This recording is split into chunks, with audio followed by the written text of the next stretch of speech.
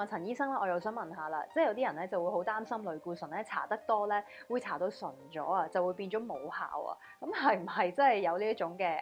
情況會出現㗎？係，其實如果我哋真係唔係話真係好照足醫生嘅指示，我真係比較長期用個炎症消退咗，我都繼續長期使用嘅話咧，咁就有機會。因為始終其實長期用類固醇嘅話，個皮膚會習慣嘅。咁所以其實一個最大嘅問題就係，咦，我上次醫生俾我嗰隻唔得啊，咁可能我醫生會冇辦法啦，我要用強少少去對付呢件事。咁我下次又繼續長期用，咁有可能連中度類固醇都唔可以抑制嗰件問題啦。可能有機會咧越用越強啊個類固醇，咁從而個副作用嘅出現嘅機會會比較大啲。咁即係所以其實每一次就算你轉強度嘅時候，都一定要問醫生究竟可以搽幾耐啊，或者搽幾多咁樣。係，因為其實我哋一般我哋真係唔想長時間使用，一般我哋建議如果真係可以